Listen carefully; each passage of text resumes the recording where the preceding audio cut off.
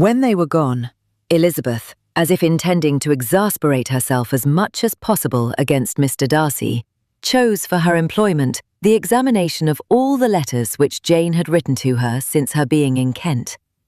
They contained no actual complaint, nor was there any revival of past occurrences or any communication of present suffering. But in all, and in almost every line of each, there was a want of that cheerfulness which had been used to characterize her style, and which, proceeding from the serenity of a mind at ease with itself and kindly disposed towards everyone, had been scarcely ever clouded.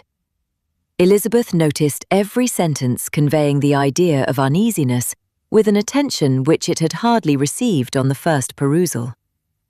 Mr. Darcy's shameful boast of what misery he had been able to inflict gave her a keener sense of her sister's sufferings. It was some consolation to think that his visit to Rosings was to end on the day after the next, and a still greater that in less than a fortnight she should herself be with Jane again, and enabled to contribute to the recovery of her spirits by all that affection could do. She could not think of Darcy's leaving Kent without remembering that his cousin was to go with him, but Colonel Fitzwilliam had made it clear that he had no intentions at all, and, agreeable as he was, she did not mean to be unhappy about him.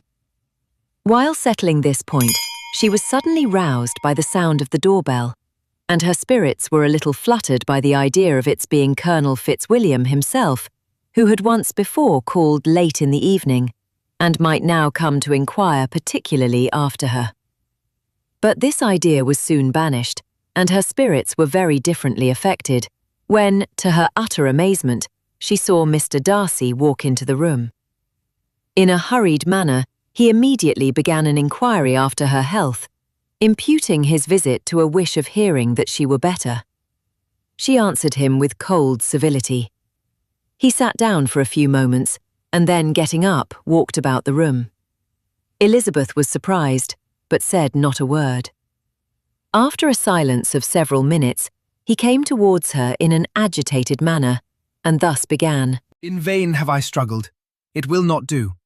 My feelings will not be repressed. You must allow me to tell you how ardently I admire and love you. Elizabeth's astonishment was beyond expression. She stared, coloured, doubted, and was silent. This he considered sufficient encouragement, and the avowal of all that he felt and had long felt for her immediately followed.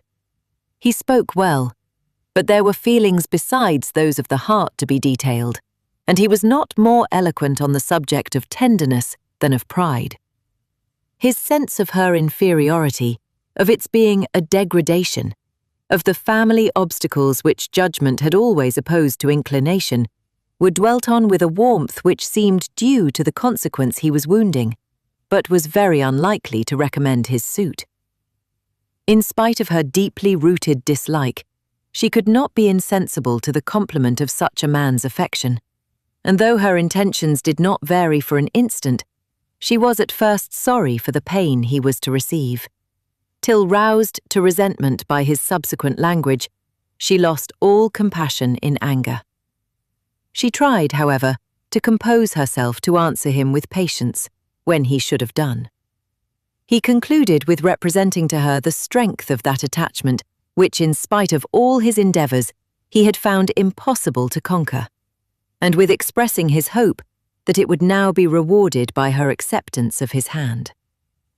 As he said this, she could easily see that he had no doubt of a favourable answer. He spoke of apprehension and anxiety, but his countenance expressed real security.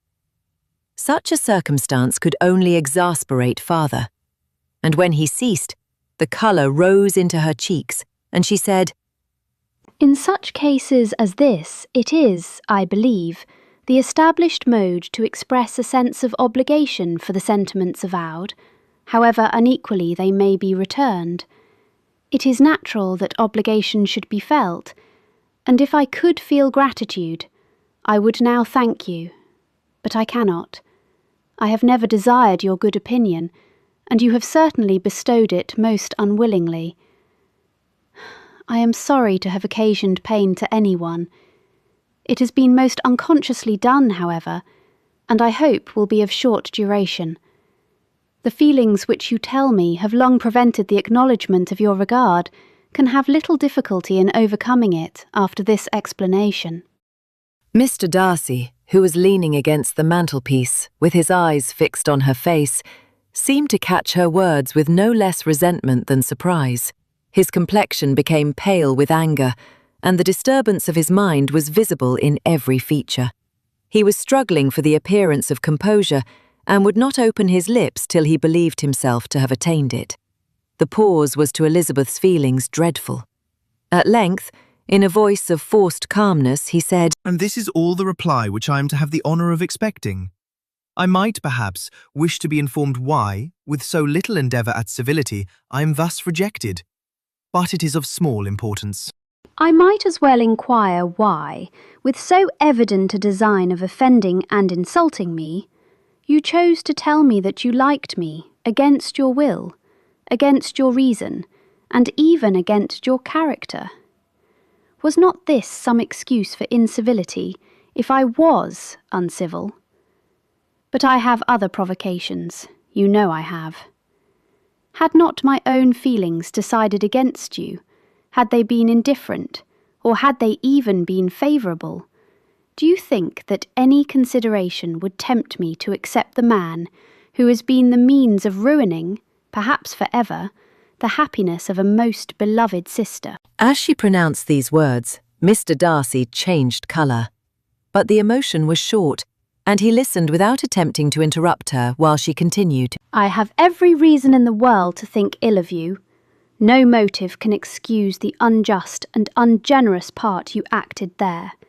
You dare not, you cannot deny that you have been the principal, if not the only means of dividing them from each other, of exposing one to the censure of the world for caprice and instability, the other to its derision for disappointed hopes, and involving them both in misery of the acutest kind. She paused, and saw with no slight indignation that he was listening with an air which proved him wholly unmoved by any feeling of remorse. He even looked at her with a smile of affected incredulity. Can you deny that you have done it? "I have no wish of denying that I did everything in my power to separate my friend from your sister, or that I rejoice in my success. Towards him, I have been kinder than towards myself." Elizabeth disdained the appearance of noticing this civil reflection, but its meaning did not escape, nor was it likely to conciliate her. But it is not merely this affair on which my dislike is founded. Long before it had taken place, my opinion of you was decided. Your character was unfolded in the recital which I received many months ago from Mr. Wickham. On this subject, what can you have to say? In what imaginary act of friendship can you here defend yourself, or under what misrepresentation can you here impose upon others? "You take an eager interest in that gentleman's concerns." Who that knows what his misfortunes have been can help feeling an interest in him? "His misfortunes?" "Yes, his misfortunes have been great indeed." And of your infliction. You have reduced him to his present state of poverty, comparative poverty. You have withheld the advantages which you must know to have been designed for him. You have deprived the best years of his life of that independence which was no less his due than his desert. You have done all this, and yet you can treat the mention of his misfortunes with contempt and ridicule. "And this is your opinion of me? This is the estimation in which you hold me? I thank you for explaining it so fully. My faults, according to this calculation, are heavy indeed. But perhaps these offences might have been overlooked, had not your pride been hurt by my honest confession of the scruples that had long prevented my forming any serious design. These bitter accusations might have been suppressed, had I, with greater policy, concealed my struggles, and flattered you into the belief of my being impelled by unqualified, unalloyed inclination, by reason, by reflection, by everything. but disguise of every sort is my abhorrence. Nor am I ashamed of the feelings I related. They were natural and just. Could you expect me to rejoice in the inferiority of your connections, to congratulate myself on the hope of relations whose condition in life is so decidedly beneath my own? Elizabeth felt herself growing more angry every moment. Yet she tried to the utmost to speak with composure when she said, "You are mistaken, Mr. Darcy, if you suppose that the mode of your declaration affected me in any other way than as it spared me the concern which I might have felt in refusing you, had you behaved in a more gentlemanlike manner." She saw him start at this, but he said nothing, and she continued, "You could not have made me the offer of your hand in any possible way that would have tempted me to accept it."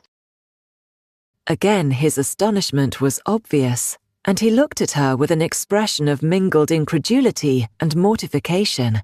She went on, "From the very beginning, from the first moment, I may almost say, of my acquaintance with you, your manners impressing me with the fullest belief of your arrogance, your conceit, and your selfish disdain of the feelings of others, was such as to form that groundwork of disapprobation on which succeeding events have built so immovable a dislike.